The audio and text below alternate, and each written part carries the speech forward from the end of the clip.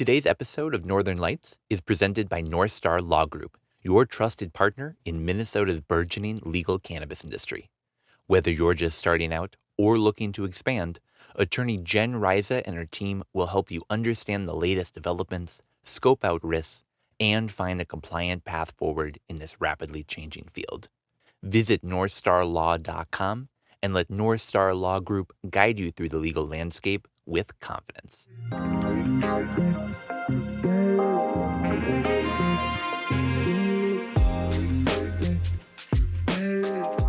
And we're back. Welcome to another episode of Northern Lights. I'm your host, Tanner, joined today by John and Steve. Welcome, guys. Hey there. Happy Friday. Yeah, happy Friday, guys. Another day back in the wonderful season sesh, the Dabbler Depot. Happy to be out here. How are you guys doing today? Good. I love recording on Fridays. It feels like we got the freshest news dropping on Monday. Excited to dig into what we've got today. A lot of events coming up. Oh, yeah.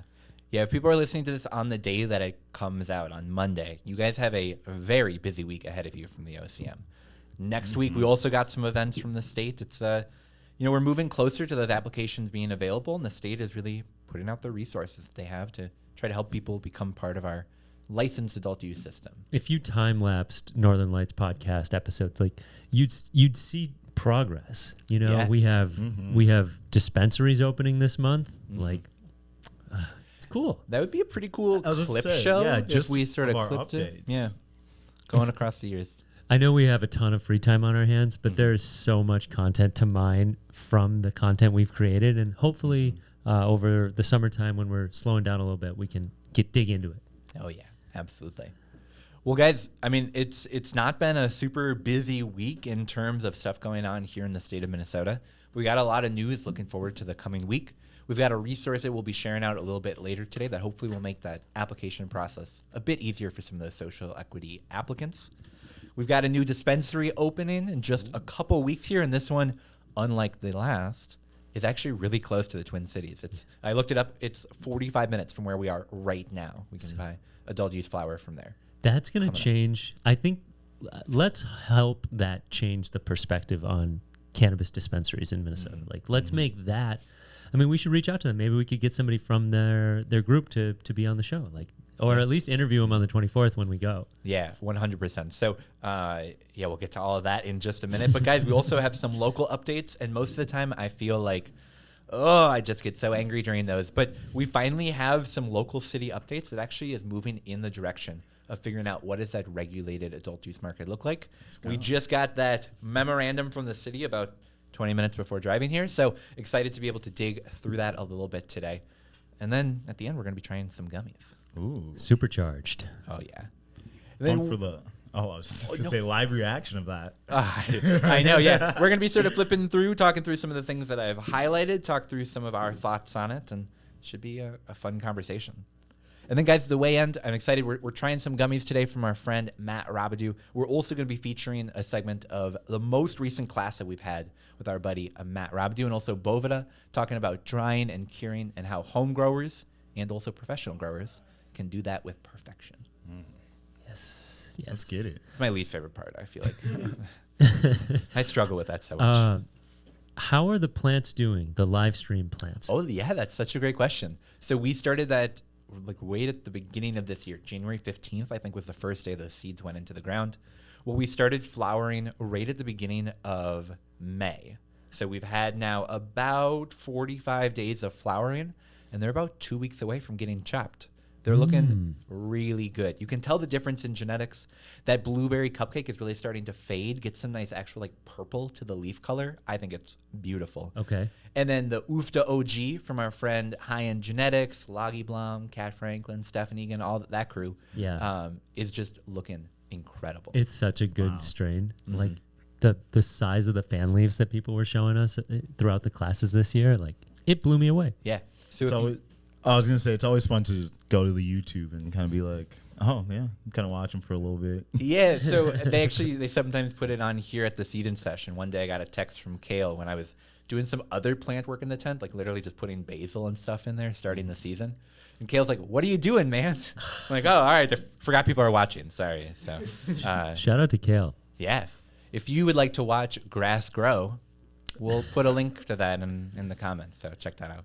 So 2 weeks or so. And how many strains? You've got 2 different strains? Yes, I've just got those 2 in there. I got one of the blueberry cupcake from Humboldt Seed Co., one of that Ufta OG from Loggy Blum. Okay. Yeah, I mean, they're looking good. Dope. What's so exciting is like now that we're like 2 weeks out from harvest, this is when my mindset sort of shifts from, wow, these plants are really fun to grow, to like, all right, I'm sort of done with those. What's next? So I was looking through some of the seeds here earlier. I encourage people to come and check them out. They got a lot of seeds here. I might be coming to my tent pretty soon here. Nice. I'm sure you're totally out of seeds at home. You probably don't have any. I have no seeds. Every time I come home with seeds, I go, so Sarah, you'll never guess what happened. I was tricked into buying more seeds. And she goes, oh, this dastardly employees. And start giving them as gifts. But then I don't have. No, you're right. Yeah. Got to share. I'm One sharing with seed, friends. yeah. Yeah. You can have one. It's a 5-pack, so I keep the other 4. But. Let's talk about the OCM. All right, here we go. Let's jump into the news. So, as I mentioned at the beginning, we're coming up to licensure. We're coming up to that social equity verification process. And the OCM is trying their best to be able to support people through whatever our next chapter looks like. So we've got 3 events that we're talking through that are actually happening this week that people will be able to follow, all from the OCM. So let's sort of jump in. You're listening today on Monday, June 17th. Tomorrow, June 18th, the OCM is having their most recent implementation update. Now, this is their 3rd, 4th that they've done of these since they started up around a year ago now. So 2nd this year? Yeah. Really talking through sort of what we can expect coming out from the OCM over the next couple of months. So just general updates. They're going to talk a little bit about that legislative wrap-up, talk about how it affected their timelines. They're going to give us an update on rulemaking, something I'm really interested to hear more about, sort of where they're at. And then just general outreach and upcoming events, which that's sort of what we're doing right now. So they'll be talking through some of that stuff as well. I mean, it should be an interesting one to listen to. It's They've got Charlene, Eric Taubel he's the general counsel, Sophie Leininger, government relations director, and then Marone Melican, the outreach director, the communications person there. Yeah. So all OCM employees, so it should be probably pretty swift. They probably have it all agended out and everything, but Yeah. Hopefully. Nice tight hour to cover quite a bit. So wow, I didn't quite catch that. That's just an hour. So 4 p.m. to 5 p.m. Yeah. Wow. And based on the events they've done in the past, that's like a hard cutoff. Like, they do not go past that time. Unless you remember differently. I just I don't know if they'll be able to get away with that this time, to be honest. I suppose. Yeah, but maybe it is just like, hey, here it is. They're recording the whole thing. Hopefully So- Jeff Brinkman got an invite. It does help when Mics they are turned on. Yeah. Oh, I was going to say, it does help when they disable those comments. I remember the Department of Agriculture, when they first started doing some of these hemp industry meetings, those comments, you were allowed to just post whatever you wanted. And every single person signed into that Zoom call saw those comments, and they were sort of funny for those first few meetings. Now, I don't know why they've turned them off. So, alas, won't be there for this one. But, yeah, it's one that's good to check out. Now, we will, of course, be sort of giving people an update. Generally, what we've done in the past is we take that entire hour-long meeting, shorten it down to about 10 minutes, sort of pull out the most important parts. We'll be doing the same with this one, so be on the lookout for that a little bit later this week. Cool. And then 2 days later, on Thursday, there's a Cannabis Advisory Council quarterly meeting. Yep. So that'll be the second one of the year so far? Correct. Yeah. Second one ever? Yeah, second one that they've had so far. Now, we still don't know what they're going to talk about. In total honesty, based on the past meeting, it probably will be pretty similar to what they share at the implementation update, just now directly to the advisory council. Now, we don't, of course, want to put anyone specific on blast, but we've talked to some people in the past that feel like that advisory council being a little underutilized. Some really educated people. And so I guess they'll get another update on stuff. We'll see if they actually get to provide any sort of feedback or. And that advisory council, for those, just to refresh your memory, that was a government appointed position. Correct. Yeah. Walls appointed all of the people that are on there. People from like Angela Dawson, Stefan, Egan, Josh Wilkin. Yeah, for sure. Yeah, lots of people from the industry, lots of people from the health side of stuff, just sort of a whole gamut of people. Did you ever catch up with your colleague in the school? That I sent her an email one time saying, "Hey, Pia, congrats on congrats on getting nominated to this board. I think it's pretty cool. She sent back a very short email just saying, thank you. She's the one representing schools. So actually, schools don't get a representation. She represents a child patient of the cannabis program. So is a guardian of a child who utilizes cannabis. That's awesome. Yeah, I think it's pretty cool. Hopefully they'll post their agenda before the meeting so people can have some idea and follow along. Yeah, as of right now on Friday afternoon, we've not seen anything. So hopefully, first part of next week. Maybe by the time you guys are listening to this, we'll have that agenda.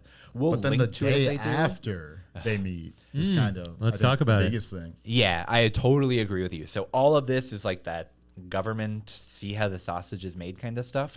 This meeting on the 21st, however, the social equity verification workshop really has the opportunity to like help people become part of our industry. So just to remind people, the process to go get a license, this first round that they have, you have to be verified as a social equity applicant. And they're doing a wave of people being able to submit information, get verified. So that way, by the time the application process starts, we only have verified social equity applicants applying in that lot. And is this an in-person meeting on June 21st? This is, Yes. All right. So it says it's open to up to 475 people. Yep. Okay. Probably in Minneapolis, I would imagine, or St. Paul. South Minneapolis, that's Sabathani Community Center. Yeah. Okay. Interesting. There is a link to register. We can include that in the show notes. And the OCM will have to turn off the registration after a certain point. So make sure you register when you hear about this on Monday. Yep. Yeah. And then they'll also record that whole thing, put it out for people. But I think it's such a good chance to be there in person and actually be in a community of people who are trying to get into this and have the first real shot at getting like a recreational license. Yeah, I registered for that workshop, and one of the questions that I ask you when you get signed up for it is, what questions do you have that we can talk through in the workshop? So really, it's an opportunity when you get registered to be able to have an impact on what it is that they're going to be talking about, what kind of information they're going to be giving out to people. So definitely a good one to check out. I wonder if they'll use all your questions again.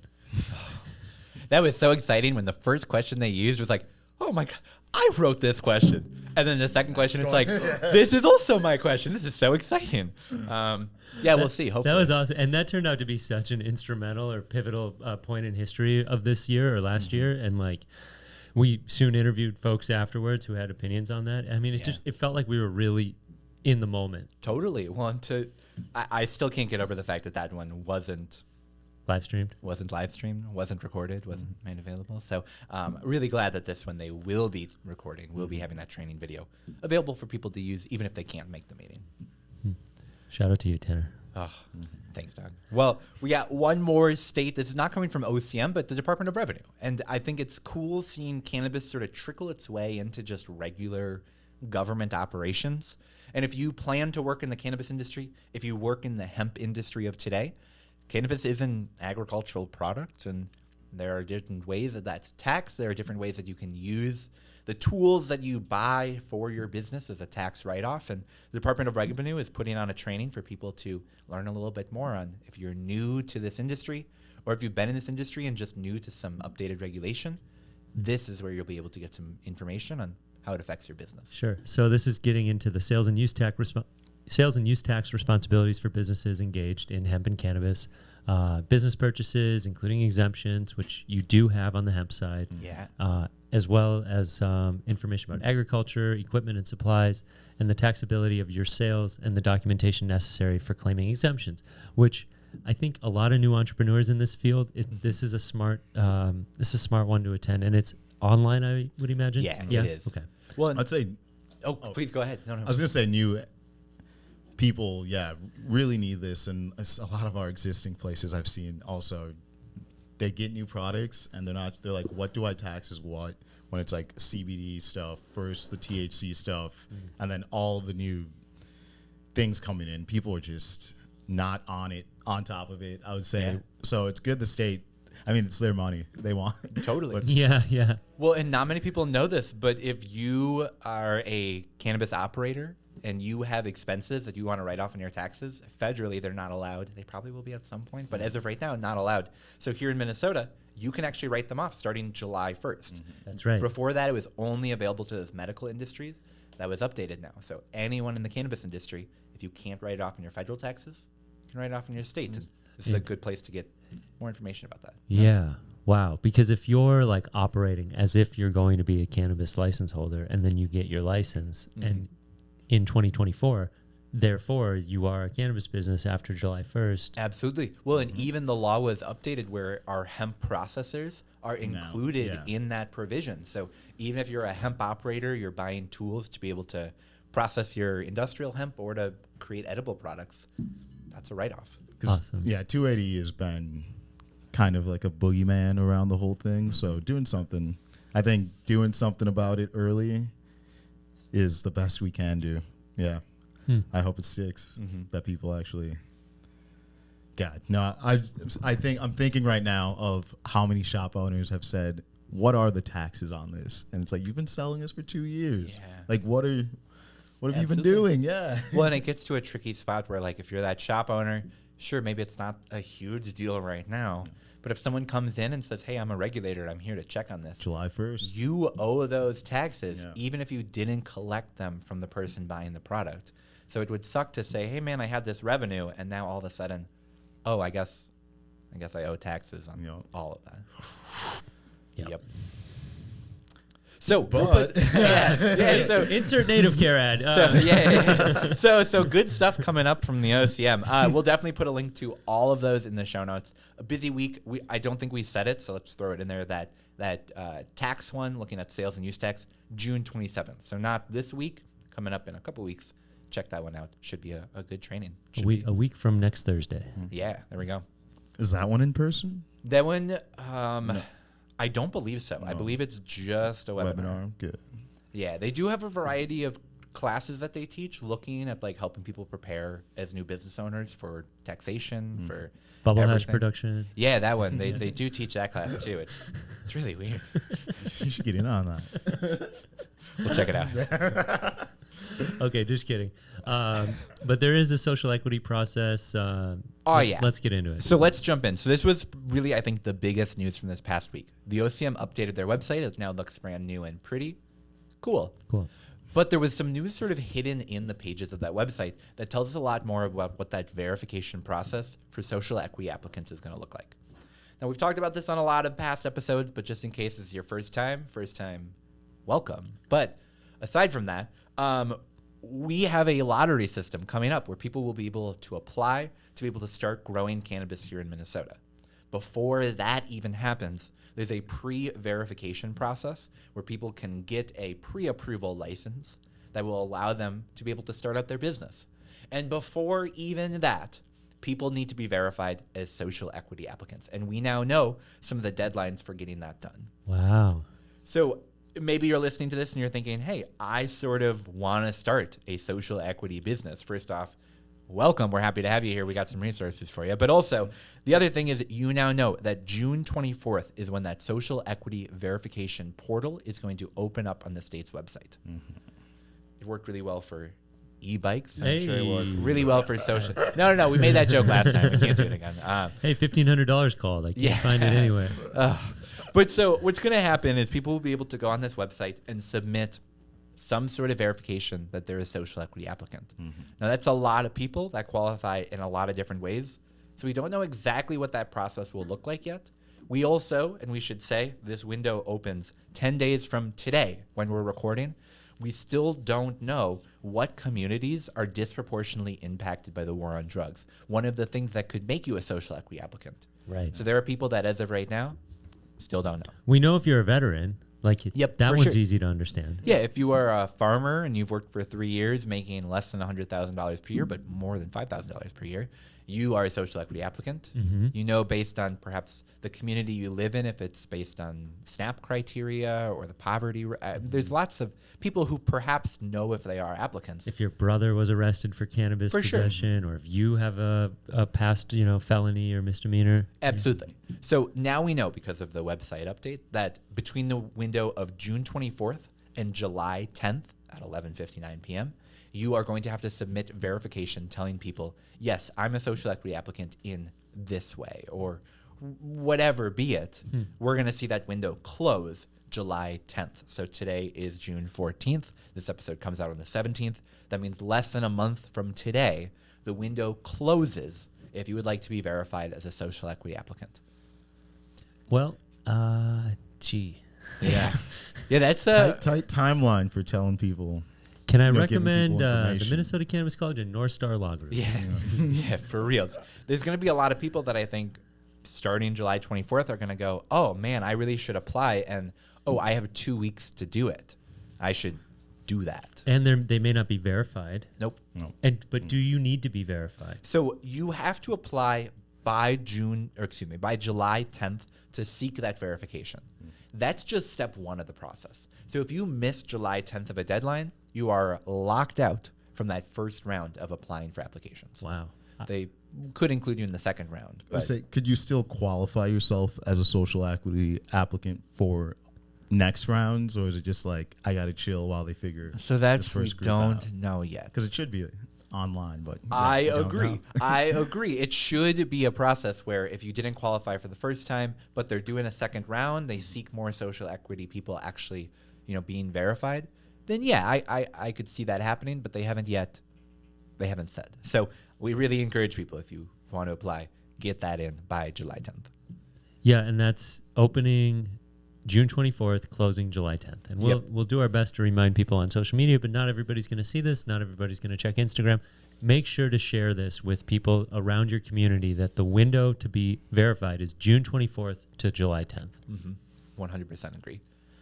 I think it would be cool if a bunch of cannabis businesses ran ads on social media telling people, hey, you gotta do it by July 10th, and maybe they could put their little logo on there too. It'd be get way their name cooler out if there. OCM did that.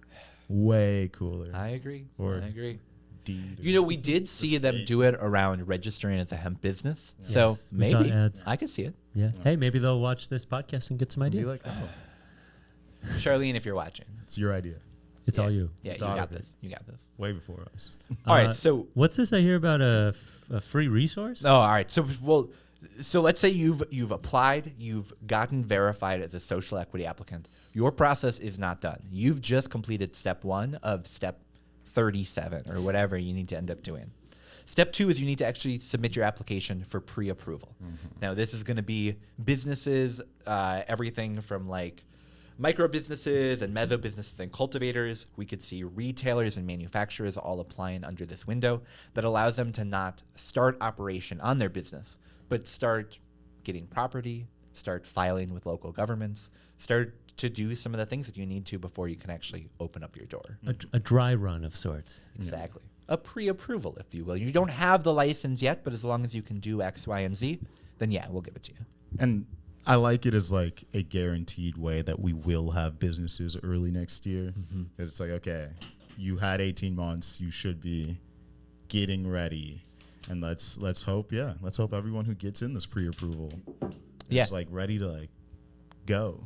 Absolutely agree. Yeah, when this window opens for people to be able to apply for their application, that's not when you should sit down and say like, all right, I should get started on this application. That's when you should be submitting it, because that window, July 24th, which is when you can start applying, closes August 12th at 11:59 p.m.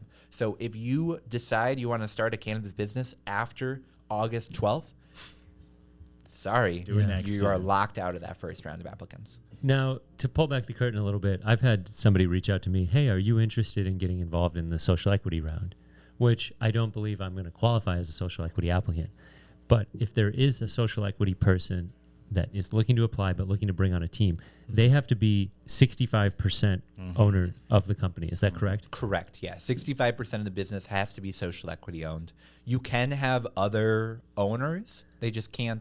It has to collectively make up at least 65% of the business. Right. And that's not a light amount to consider going into business with No. somebody, right? Like that is a significant amount. That is a majority ownership of the company.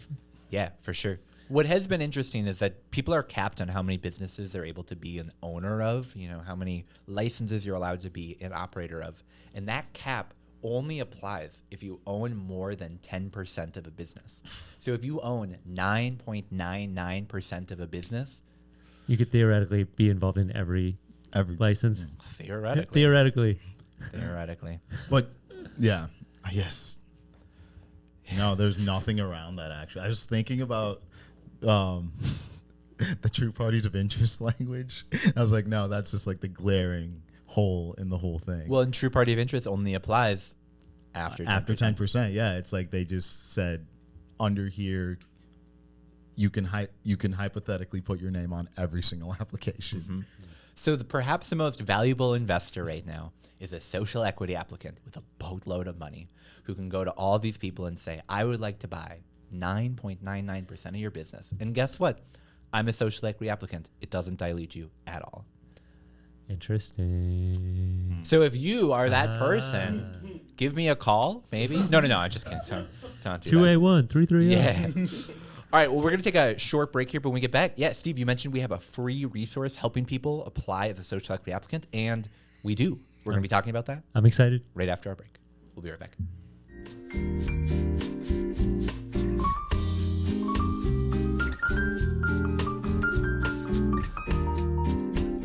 And we're back. So previously we were talking about that social equity pre-approval process. Well, we've got a resource to help people through that. You know, this is sort of what we're here for. We were created 4 years ago to help people become part of our industry. And well, now is sort of the time to do our shtick. So we've got a resource that is going to help people through that application process, especially people that have maybe never applied for a business license before. We are calling this the Minnesota Cannabis Business License Workbook. It's a really long name. We tried to come up with a cool one that had like a nice abbreviation, but alas, the vocabulum doesn't roll off the tongue. Cannabis. There we go. So what this is going to help people do is see a little bit about what's actually required for that application process. Now, we don't have the application from the OCM yet. We don't know if it's going to be a portal. We don't know if it's going to be, hey, send us a bunch of documentation. We don't have any idea what it's going to be as of right now. But what this workbook helps to do is it looks at everything that's written into statute as of today, breaks it apart a little bit easier into clean language, and makes it a workbook, makes it something that people can fill out and really get a little bit more information about really what they need for their application to be able to apply.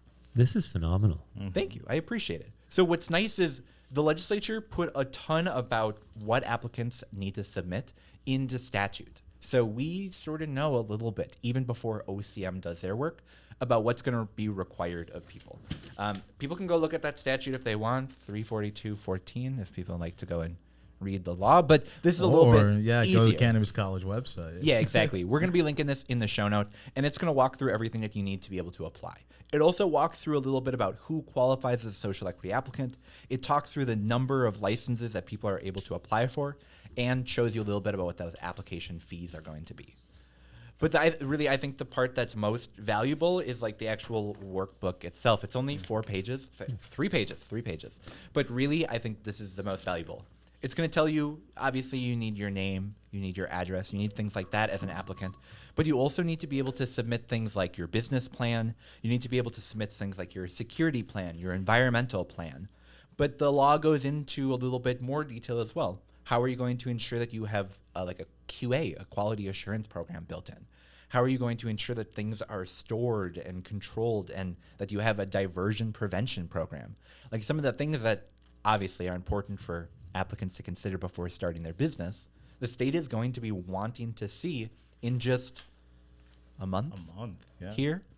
And these are the type of things that I really wouldn't recommend. I sound like such a teacher right now. I wouldn't recommend people do the night before. You know, this isn't the thing you want to be cramming in the computer lab with all your friends just finishing out. This is really something that people can be working on today. Yeah, absolutely. And the folks that are trying to advance this industry, the folks like Jen and very many others, I mean, they've been preaching this in their email outreach, and they're trying to help you get on top of this early. And and if you look through it, there are some things that you're going to want ironed out. Absolutely. And that, I think, is a big difference between, you know, like we don't want to at all knock on our wonderful partners, North Star Law Group. They have a portal people can buy and access to, go in, gives them a lot of the same information. But instead, you know, ours just sort of stops at saying, you need a business plan that talks about these kind of things. They're going to actually sit down with you and help guide you through drafting that. Yes. This is for people that have sort of that like DIY mindset, because the OCM isn't going to be sitting down and evaluating, hey, how good is your application? It's just, is it complete? Do you have a business plan that talks about this? Yeah, we'd recommend people go and consult an expert I was about to say, on that. this is like a first step of, Exactly. do I have an outline of what I want to do by statute, and then going for more professional services of like, Absolutely. how am I actually going to get this done? But this is a great first step to getting your cannabis license, maybe. Yeah. Yeah. And it's- and that's what the Cannabis College is for. Yeah.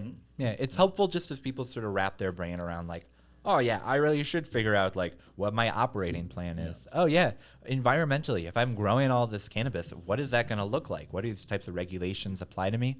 Well, you can start thinking about that today so you're ready to go tomorrow, or I guess in 3 weeks. Sure. And there's a group that's organizing. Corey's involved. Jen's involved. It's on June 27th. I'm going to talk to you about it offline. Yeah. Oh, yeah. That's a really great event. I mean, really just having more people go out and just talk through like, here's what the law is, getting people ready for it. That's what we're all here for. I just think it's really cool people doing that work. Yeah, I'm excited to see Tran- everyone. transparency. It's so important. Yeah. Yeah. I'm excited like to hear from OCM as these tools come out, as people do more events of like how we're gonna get through this. It's be interesting to see how OCM leads us through this, because like the industry is doing work. Yeah. And it's like, how will this kind of complement and pair with what they put out eventually? And OCM, if you want to use this, please do. No, I'm just kidding. Well, actually, if you do, it's all yours if you want. Unless, Yeah. That's T. Barris at. Yeah. Just kidding. All right, guys. Well, let's move on. Obviously, I'd recommend people check out that link if they're considering being a social equity applicant. But we've got other news that happened this week aside from just the OCM. If you drive about 3.5 hours north, you can get to Native Care. Wonderful dispensary. Really think they're awesome. Nonprofit. Nonprofit. We've got First in the state. first in the state. Open on the day legalization went into effect. Yeah. First in the nation for that. You can buy clones. I mean, like, shout out to Native Care. I think they're really cool. We also have 2 other operators operating throughout the state. We had Sweetest Water come on just like a couple of weeks ago. Well, we've got our 4th dispensary opening here in Minnesota, and this one way closer. Treasure Island Resort and Casino. That I wonder if that's trademarked. We're gonna bleep that was- whole thing. No. Well, maybe. I'm sure they'll love it. Yeah. Island Pezi's a native cannabis brand. There we go. There we Perfect. That was. We got their new jingle. For only $49.99, you can get that jingle for your. All right, so let's be real. So we're seeing this new dispensary open, and this one is only about 45 minutes from where we are here at the Seed and Sesh in St. Paul. And they're in Welsh. They are in Welsh, Minnesota, just down the street from Treasure Island. So if you're going there, hoping to put some money on blackjack, well, you can walk down, just down the street and buy some cannabis as well. Put some money on Black Runts. There we right? go. There you go. That was so good. I wish I put that in the script beforehand. That was a good one. So anyway, they're getting their flower from White Earth. Yeah. So we're seeing now sort of this industry that was always rumored as being able to take place, that we knew was going to be coming about, really starting to be fleshed out and created. We get to see certain native nations lean more on the cultivation side, certain lean a bit more on just the retail side of things. We're really seeing different native nations take different approaches to cannabis. Yeah. There's so much more coming. I just love seeing this. John really leaned into it last week, and just like how unique this is for a cannabis market to be involving the tribes or the bands so much. And now bands are starting to work together, and they're starting to pool their resources and figure out how they can be the most efficient in the beginning here. And really set a model for like everyone else that's going this summer. It's like, okay, you see how they had since day one and what kind of timeline it took for all of them to get here. It shows you like the work it takes, but it's so cool seeing not only more tribes, but how they're working together. Yeah. Like I love the way we're doing it here, and I hope like the people who are hopping in can find how they can work with the bands and keep making our Keep making that sweet cannabis music. So we wanted to talk about this one for two reasons. One, yeah, it's really cool they're opening. People can go there June 24th, 9 a.m. Those doors are going to be opening. People pretty close to the cities will be able to buy adult use cannabis. But the other reason is, there's lots of people that are seeking jobs in the industry. And that's been something that's been a bit slower to trickle out. Right. We don't have the businesses yet to be offering the jobs. But Island Pezi is going to be looking for employees. They already have jobs posted on their website. People can be applying from everything from the production side to the retail side, helping with business operations. I mean, there's so much that goes into growing and selling high quality cannabis. Wow. Those people are going to be needed. And if you're interested, we're putting a lot of links in the show notes today, but this is another one we're going to put down there. If you're interested in applying, it's close enough that if you live on South St. Paul, you could reasonably get a job, commute there, not have it be crazy far. Be a bud tender. Yeah. That job exists now in the Twin Cities. Yeah. Which, shout out to Vireo and Rise, but yeah, I guess, But now you can proudly be. Yes. No. I'm Here just kidding. No, so people should check that out. June 24th is when they open, 9 a.m. But also they're throwing a party on the Saturday after they open, so June 29th. Go and celebrate. Just so close. It's crazy just how soon that's going to be. It's going to be right there. Yeah, I'm really happy with it. I'm down to go on the grand opening party. I don't know if I can go on the first day, but I'll try to make it on the 29th. Well, and that's what I think is so great. Is for people that are wanting to be part of like the first day of a business. Well, yeah, you're not able to take Monday off. I get it. But going on Saturday, joining the party, you still get to be part of that grand opening. I just think it's so cool. They're both historical in their own right. Yeah, absolutely agree. All right, well, we got one more update that I want to talk about here, and this is that local update that we hinted at the beginning of the show. We've been talking a lot about we've been talking about a lot of cities that have just been fumbling what it looks like to regulate cannabis, basically opting for a moratorium, saying we don't want this, and yeah, we'll figure the rest out later. And often like crunching people's abilities to use it outside. Yeah. What was great is Minneapolis is sort of going to be leading the way on what it looks like to regulate cannabis on that city level. Now, this is still sort of an evolving story, if you will. They've not yet actually put out that draft ordinance, so we don't know what the exact language of it. Instead, what we have is a memorandum that came out just like a couple minutes before we got here, talking through what it's likely going to look like, sort of what the recommendations are from the people that looked at in the city to the city councilors and what that law should look like. Okay. So I figure what we could do is talk through a little bit about some of those rules, some of what they might look like in that early draft, because people will be able to provide public input on this sometime over the summer. Okay. And the city's working to create a comprehensive cannabis program addressing all facets of the industry. Yeah. Including land use, zoning regs, small business assistance, which would be nice, registering your business, that process, as well as public health initiatives. Exactly. Wow. So, I mean, this is almost like a 360, very dynamic approach that they're laying out. 100%. We're seeing not just the, hey, how do we regulate where in the city it's allowed to go, but also how can we help our city operators be successful, as the city's business department often does. And they want to get ahead of it. Exactly. Like getting ahead, doing it dual track with like the pre-approvals, I think is as good as you can get, because if something happens with those first pre-approval licenses, the city can immediately adjust and be like, oh, well, because since we're making our policy now, we already have that fixed. Yeah, absolutely.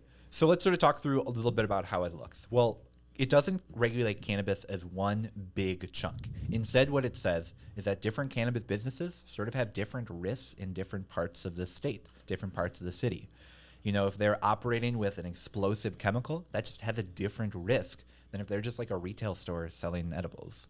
So this looks at sort of how do we fit this into the city, and it follows pretty similarly how alcohol is fit into the city. There are parts of the city where you're just not allowed to have liquor stores. Similarly, the recommendation is that those same parts of the cities, you wouldn't really be able to have dispensaries. If you're a micro business and you only plan to have maybe a retail and a cultivation facility, you're going to be regulated differently than if you're a micro business that does processing and extracting. So we're really seeing sort of a dynamic approach that's going to be done on an individualized basis on, is this a business that, you know, we need to have thousands of feet away from schools? Or is this something that we can have, you know, down the street from a school, and it's really not that big of a deal? So what part of the government within the city of Minneapolis, what part of the government is drafting this Yeah, that's a really great Where's this question. coming from? So in essence, there's a city planning commission, and they have planners that go through, look at how different problems would impact the city, and create recommendations that are given to the councilors to turn into ordinances. Okay. This is sort of that first step where we now have from one of the city planners a recommendation on what they really think these ordinances should look like. So there's still so much work that needs to be done before these actually become laws or become an ordinance in Minneapolis. But it's neat knowing that, like, if you want to be a cultivator in Minneapolis, they're recommending that we don't allow hoop houses or greenhouse because the light pollution from operating that perhaps late into the evening would be pretty annoying if you live next to a full-time greenhouse. Sure. So Right. if you were hoping to have like a really cool outdoor greenhouse in Minneapolis, likely not going to happen. What I also think is really neat, I encourage people to go check out the memo. Another thing we'll put in the show notes is that you can see maps on whereabouts in the city we could likely see cannabis businesses. So if they said, hey, we're not allowed to have businesses anywhere within 500 feet of a school, this map, again, it's linked in the show notes. Yeah, you can hold it up. People won't be able to see it, but that's okay. All of those, I'm going to go away from the microphone for a second. All those little bubbles right here, there. Those are the areas that you'd not be able to have a That you dispensary. can't. No. Okay. The dark areas, all those right there, are the areas that are currently zoned in a way that would allow people to open retail operations and dispensaries.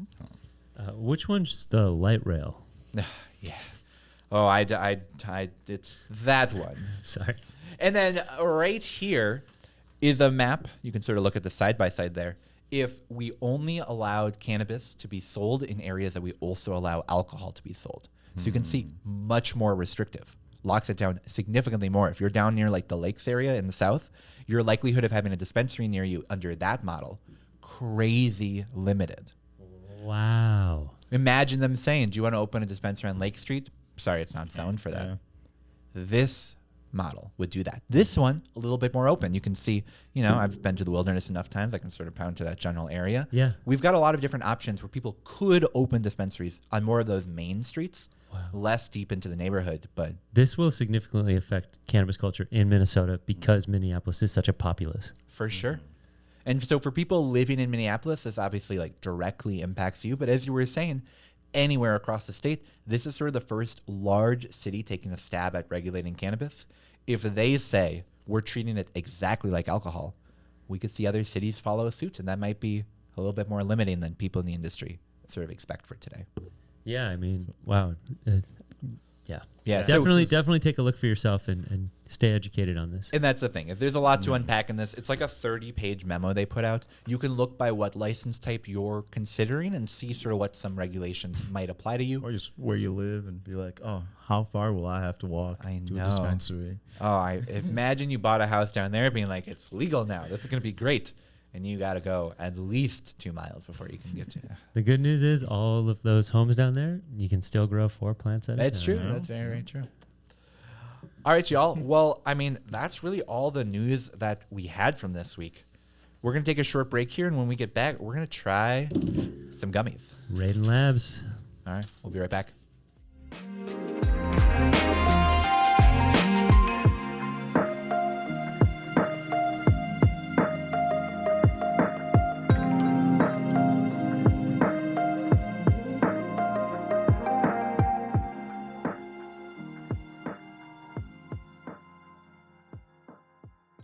And we're back. So during this final segment that we've got, I really am excited to try some new gummies. Yeah, we've got the whole lineup here from Raiden Labs.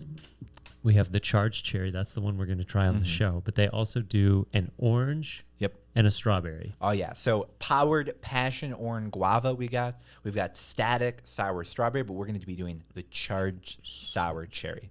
So let's talk a little bit about the origin of these. So we started working with Matt, 6 months ago now, more than that, but end of last year. And he was talking about wanting to bring a gummy on the market that really utilizes some functional cannabinoids at a dose that it's really sort of actually functional. Yeah. He used to point to products that had CBG that would have like 1 milligram. He'd be like, that. There's no way that that's actually having an impact on your body. And instead, he made some gummies that are a little bit higher in CBG, that give people a little bit more of that intended effect, if you will. Right. Meticulously crafted sour gummies that elevate your well-being and excite your senses. Welcome to Raiden Labs, the future of cannabis, where every product is a masterpiece of nature and science. John, he's taking your job. No, that was good. That was good. He brought the gummies. Yeah. But I would say something about these I really like is the way they're scored. So there's only 5 in there, but Throws you they're off a little bit. Dude, first time I was like, oh, but then I start. Right. It's like, oh, I took 4 servings. Oh no. I think that's that. kind of like a retro bakery trick a little bit, like the wheel. I've seen. I feel like I saw them do it Peel first. it around. For sure. Yeah, it just has to be scored or indicated on the product itself. And we've got gummies there that right down the middle, you'll notice a score or an indication, if you will, of what that serving size is. So each gummy, the entire full gummy piece, has 10 milligrams of THC and 50 milligrams of CBG and 50 milligrams of CBD. Now, of course, it's 5-to-1 blend. Yeah. So it's 2 servings. So technically 5 milligrams in each serving. But if one wanted to take both of them, you could. Let's see. Yeah. It's kind of like how beverages are getting away with putting 10 milligrams in a can. It's 2 servings, right? Yeah. Which good for them, you know. So I was sort of curious with these because I'll be honest, I have tried the cherry ones before. I've never tried ripping them in half. Should we try live on camera and see, is that scoring, that indication actually helpful in determining your serving size? Right. I'm Steve, have you ever ripped one in half? No, I've always I was just gonna taken say, I've them never as ripped tens. one. Yeah. So I'm curious. All right, here we go. I'm curious to see how this works. So you've got your serving very clearly indicated on there. Let's say we sort of start ripping outward. And that could be the car effect a little bit. Yeah. But either way, honestly, that's actually pretty good. I'm Just pretty happy with that. Pulling, yeah. Yeah. That's close to as even as you can get. Where with like, I feel like even I grabbed it a better angle, I could have. especially because these gummies, gummies always have some like natural variance that could happen in them. So having like a tiny little bit of extra gummy on one side versus the other, it's not like your body is going to say like, oh my God, that's way too much CBG or No. whatever be it. But shout out to him for maximizing the amount of CBG you can put in an edible, And making a sour candy. I feel like we need. which I've learned as of recently is adding more citric acid to the finish. Have you started learning to make gummies too? I have. How about you? Oh my gosh. Oh yeah. A lot of gummies being made in this state. Oh, yeah. It blows me away. You walk into some of these producers and it's like, wow, you've got how many gummies on the table right now? Oh, that's how many bags? Oh, this is just for this afternoon. Oh, okay. Oh, this is all just that fits in a master case? I learned We need 16 more of these? a brand today that's someone in on. He's at a, what's it called? Shared workspace. Oh, for sure, In yeah. Northeast. And he's just sitting there pumping out gummies. And yeah. Just, yeah. It's like, I've never even heard of you until this week. And I was like, I wonder how many other people never even heard of are doing this around the state right now. And I wonder how many more people could benefit by adding in like a 5 times CBG dose to just all the THC products that we're For seeing.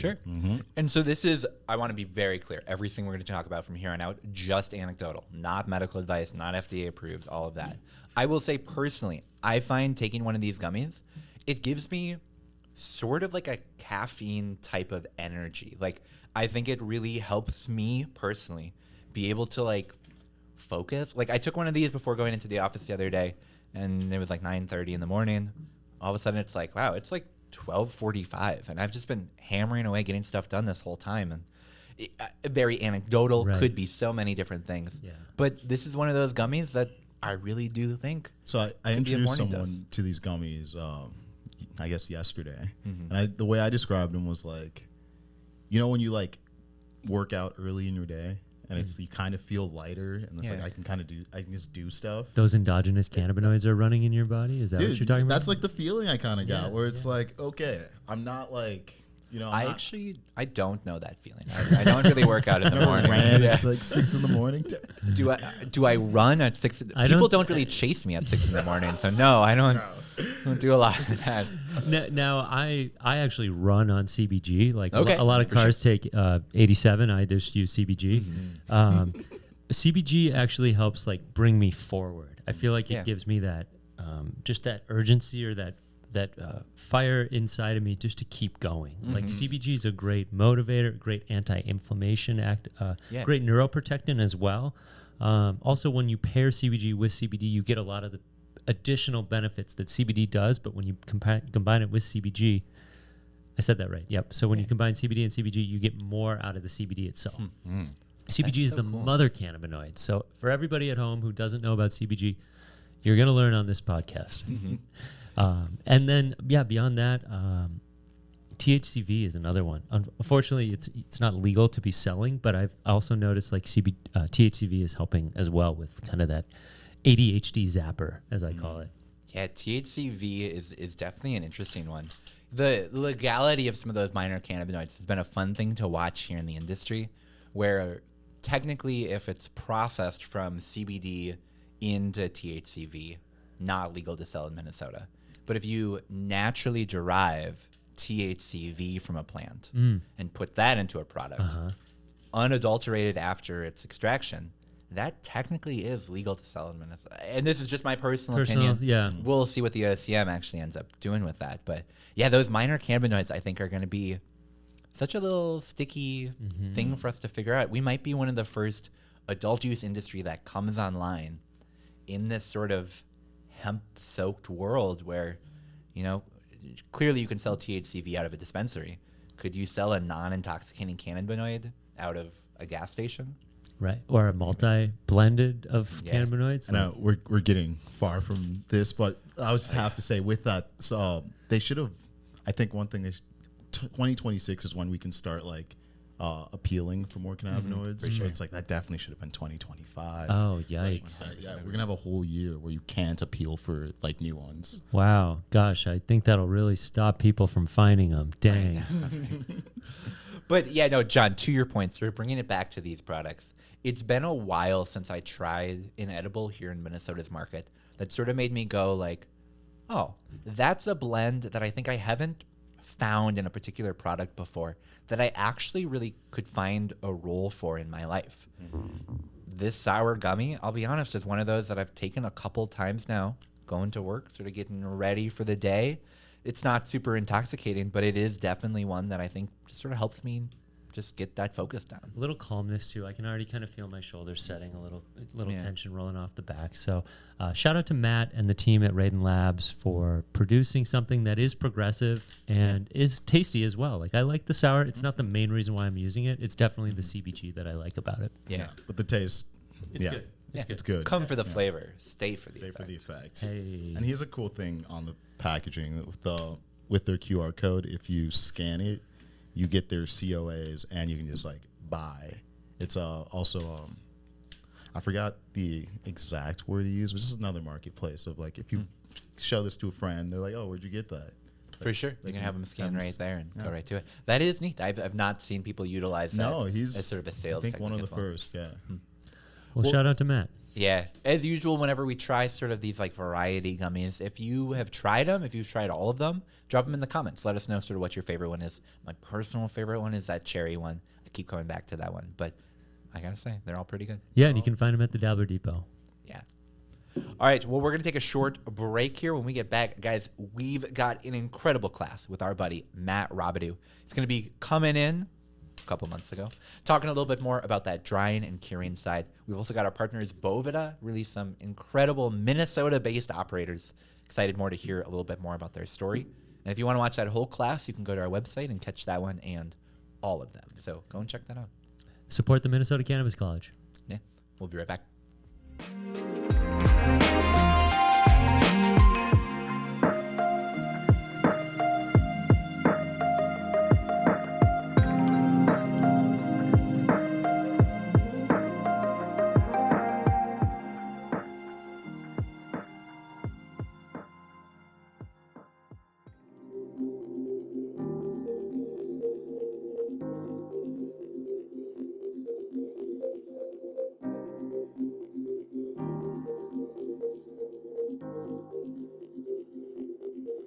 Well, howdy everyone, good evening. Thank you guys so much for coming out here today and celebrating the wonderful holiday of Tax Day with us. Really appreciate it.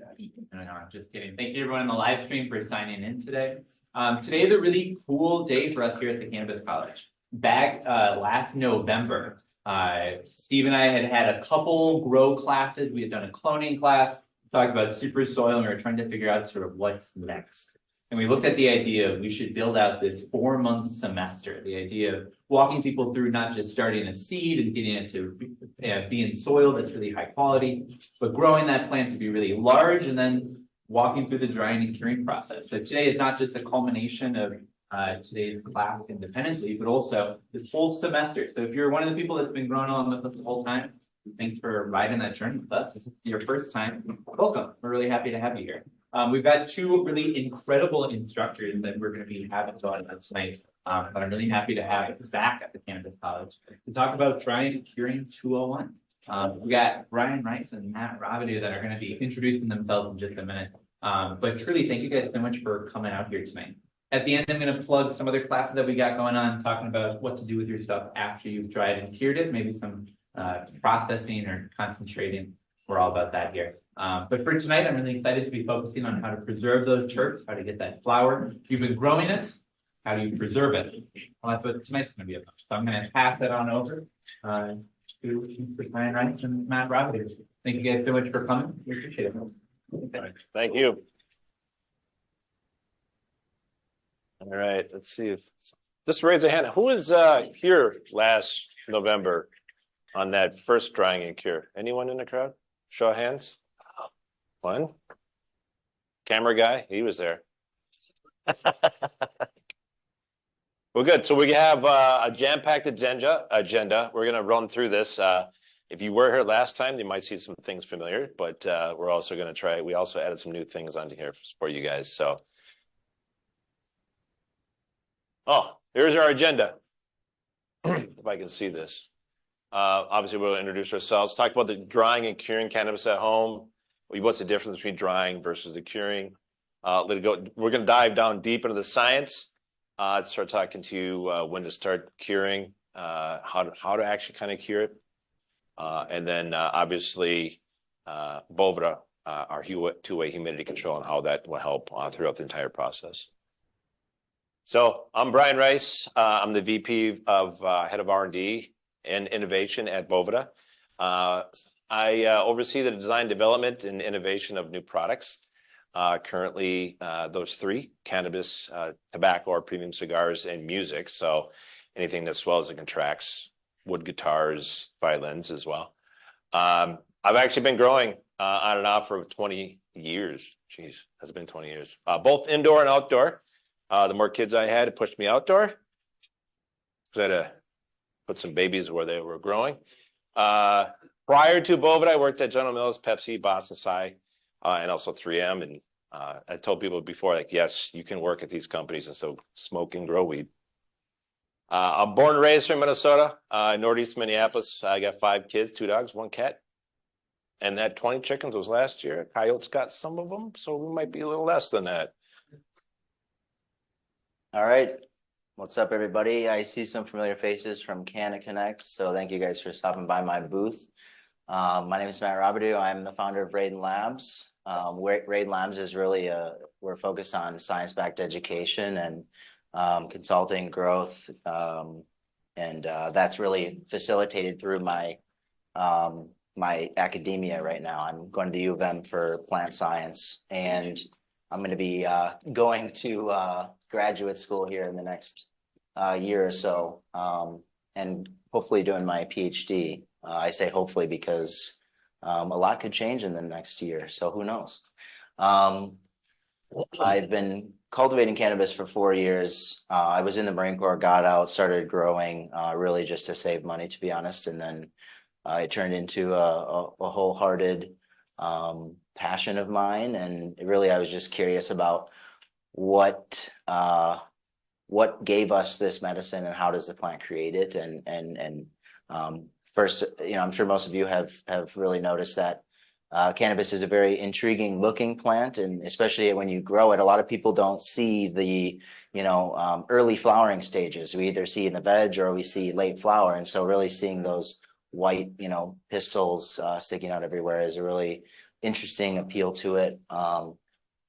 And I married and I just had a daughter in November. So right after I taught the last class, I had my daughter. So she's 4.5 months old now. So yeah, I've been really busy. With weed and diapers. Yeah.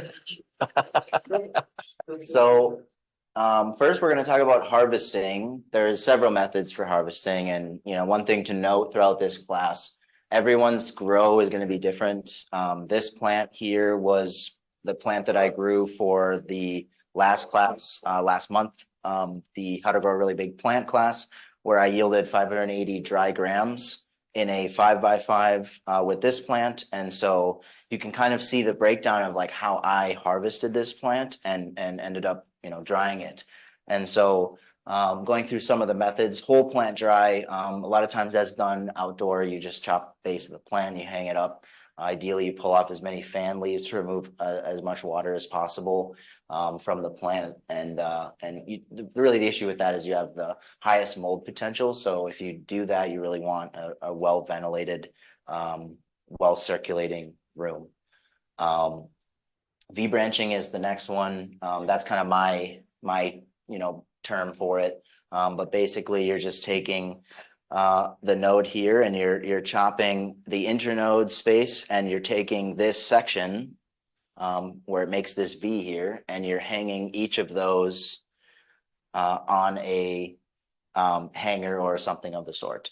And so you're essentially removing these internode sections, because really at this stage of harvest, we want to get as much water out of the plant as possible, which is the same reason why we remove those fan leaves. And then you can also do individual branches, which is actually what I did in this model. The plant was too big. I had it trellised, so I ended up just chopping off each branch and then hanging them up from one of the axillary branches there on the hanger.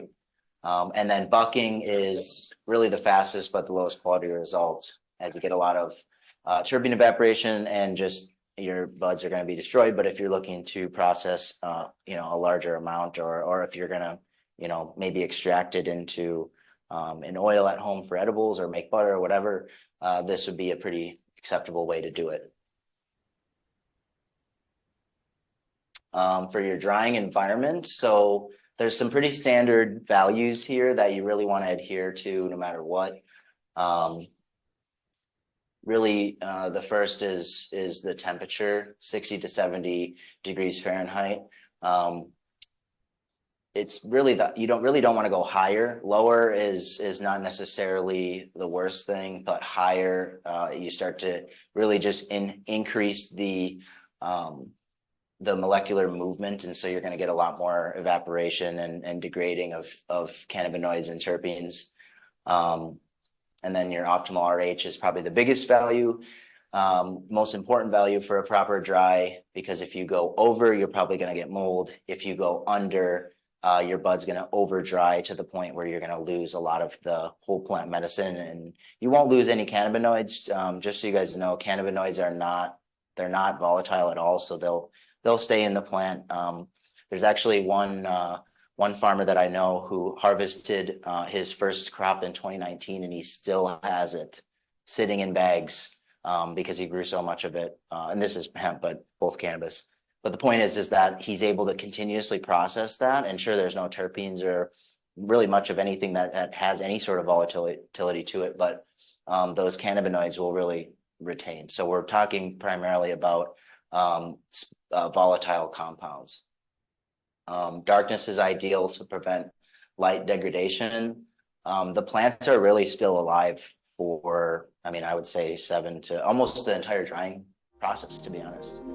Those cells, they don't operate in the same way we do. We don't have like central nervous systems or anything like that where you can just like instantly kill the plant. Watch the full class today. Visit our website, mncannabiscollege.org, to stream the full class online anytime. All right, y'all. That's all we got for today. Yeah, it was good. Lots of state stuff, some city stuff, and some gummies. Yeah, some really good gummies. Yeah. Shout out to Matt Robidoux, Raiden Labs, for making some pretty great gummies here. Shout out to Steve, who had to jump out a couple minutes early, for joining us for our episode today. And thank you guys for watching, for being our viewers, for being our listeners. However it is that you consume Northern Lights, we're happy to have you here. Yeah. And please go check out the website. Go our website, OCM's website.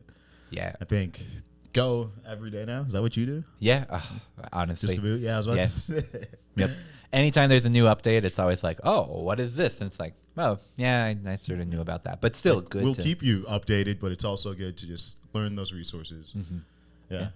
And We've use got- our resources also. I don't know if we've ever had Verbatim. such a full like show notes of links. Like really go check out like every single one of those links. You can go check out a new dispensary. You can get some resources to start your business. You can see where you're going to be applying to the social equity applicants. Like just so much. So much. Go check it all out. But yeah, that's all we got for this week. Yeah. It's been a fun one. Thank you. We'll be back. Oh, thank you, John. We'll be back in your feeds in just about a week. You can find us on Facebook, LinkedIn, Instagram, Reddit, YouTube, TikTok, Blue Sky, Indie, LinkedIn. You can find us at the Dabbler Depot. There's Seed and Sesh every Friday. Come on down, hang out with us. Maybe we'll even invite you into the podcast. You can group. catch Who me knows? in West 7th Oh, a few okay. times too. Yeah. There we go. Go and hang out with John. Yeah. Come get a donut. All right. We'll be right back.